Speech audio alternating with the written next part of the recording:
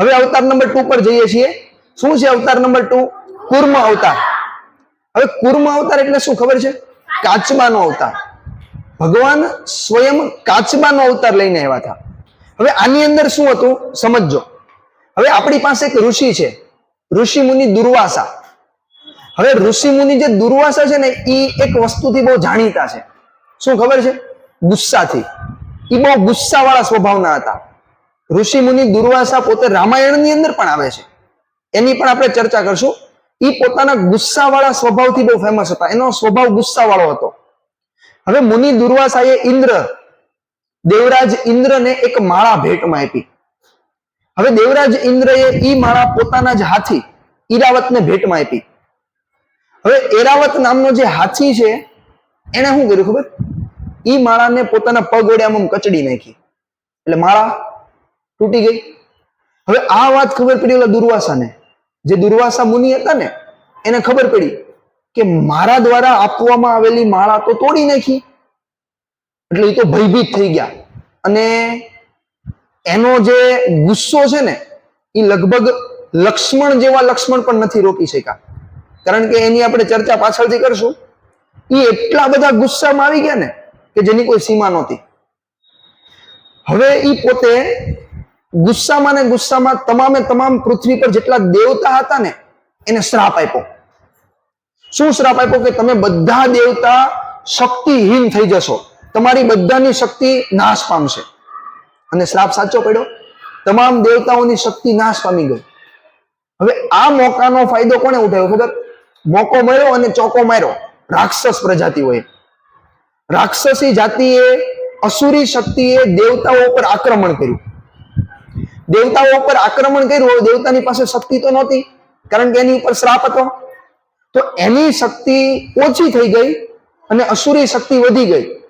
તો દેવતાઓ હારવા માંડ્યા. હવે દેવતાઓને ચિંતા થવા લાગી. એટલે દેવતા ગયા સીધા વિષ્ણુ પાસે અને વિષ્ણુ ભગવાનને એમ કીધું કે અત્યારમાં આવી પોઝિશન ચાલે છે કે ભાઈ અમારી શક્તિ પૂરી થઈ ગઈ છે, અમને શ્રાપ મળ્યો છે અને રાક્ષસોએ અમારી ઉપર આક્રમણ કર્યું છે. જો અમે હારી જશું ને તો આ સંપૂર્ણ પૃથ્વી લોકો ખતરામાં મુકાઈ જશે. પૃથ્વી પર રહેવા વાળા તમામ સજીવોને મૃત્યુને ભોગ લેવો પડશે. એ લોકો મૃત્યુને પામશે.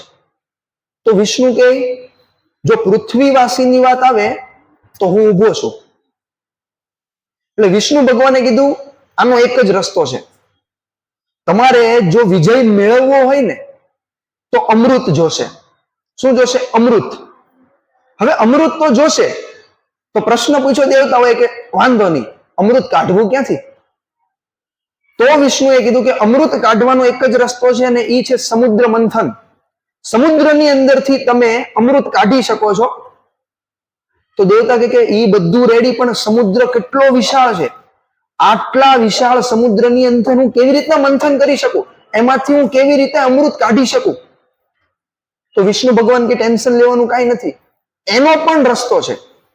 આપણી પાસે મદાર પર્વત છે. હવે મદાર પર્વતની મદદ વડે તમે દરિયાની અંદરથી, સમુદ્રની અંદરથી અમૃત કાઢી શકો છો. તમારી પાસે વાસુકી નાગ પણ, કૃષ્ણની પાસે વાસુકી નાગ હતો ખબર? એ વાસુકી નાગની મદદ વડે તમે વાસુકી નાગની રસ્સી બનાવો અને એની વડે તમે તમારા મદાર પર્વતને ખેંચો સમુદ્ર ઉપર, જેને કારણે એની અંદરથી અમૃત ઉત્પન્ન થશે. પણ એક શરત છે વિષ્ણુ કે જે અમૃત આવે ને એ અમૃત રાક્ષસોને અને દેવતાઓને સમાન ભાગમાં વેચાશે. કોઈની સાથે અન્યાય નહીં કરવામાં આવે. તો દેવતા કે અમને કોઈ વાંધો નથી. હવે દેવતા કે વિષ્ણુજી કે કામ કરો, આ પ્રસ્તાવ લઈને તમે રાક્ષસોના રાજા બાલી એની પાસે જાઓ. તો દેવતા કે નહીં માને.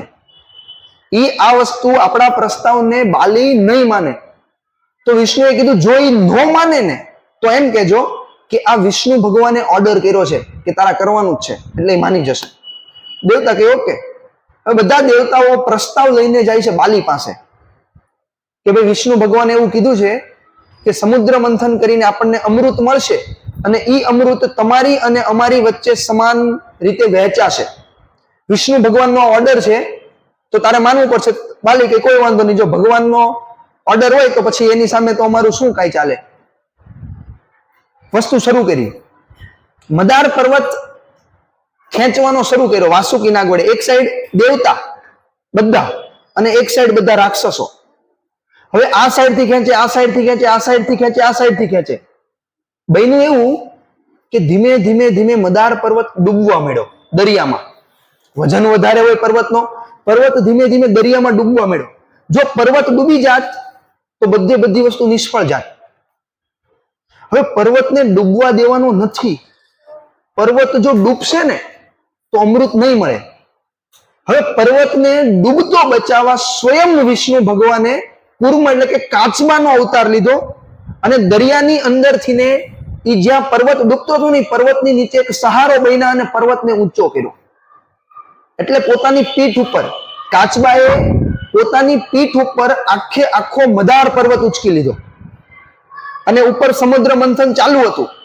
સૌથી પહેલા શું આવ્યું ખબર? પર્વતમાંથી વિષ, ઝેર. હવે ઝેર આવ્યું છે, ઝેરની તો કઈ ચર્ચા જ નહોતી થઈ. ઝેર કોને દેવું? તો મહાદેવ છે ને. મહાદેવ કે તમે હું કેમ ટેન્શન લ્યો છો? હું બેઠો છું ને. મહાદેવ સ્વયં પોતે ઝેર પી ગયા અને પોતાના કંઠની અંદર ઝેરને સાચવું. એટલે મહાદેવને નીલકંઠ કહેવાય છે. મહાદેવનું નામ નીલકંઠ છે, ખબર? કારણ કે મહાદેવે પોતે પોતાના કંઠની અંદર અહીંયા ઝેરને સંગ્રહ કર્યું હતું. એટલે મહાદેવને નીલકંઠના નામે ઓળખાય છે. પછી કામધેનુ ગાય આવી. કામધેનુ ગાય તો ખબર છે ને, ભંડાર જ ભરાઈ ગયેલા રે પૈસાના, કોઈ દિવસ ટેન્શન જ નહીં કાંઈ. કામધેનુ ગાય આવી. હવે કામધેનુ ગાયની આગળ ચર્ચા આવશે. પછી આવ્યું અમૃત. એની અંદરથી ને પછી અમૃત આવ્યું અને ઈ અમૃત રાક્ષસોને અને દેવતાઓને સમાન રીતે વહેંચવામાં આવ્યું. અને સમાન રીતે વહેંચ્યા પછી જેટલી પણ વસ્તુ જે કન્ડિશન ઊભી થઈ હતી કે ભાઈ શ્રાપ મળ્યો હતો એ શ્રાપ ઉતરી ગયો અને દેવતાઓ એની રીતના અને રાક્ષસો એની રીતે પોતાનું જીવન જીવતા થયા. તો આવી રીતના કુર્મ અવતાર થયો. કુર્મ અવતાર એટલે કે કચ્છપ અવતાર, કાચબાનો અવતાર લીધો હતો. કોનો અવતાર લીધો હતો? કાચબાનો.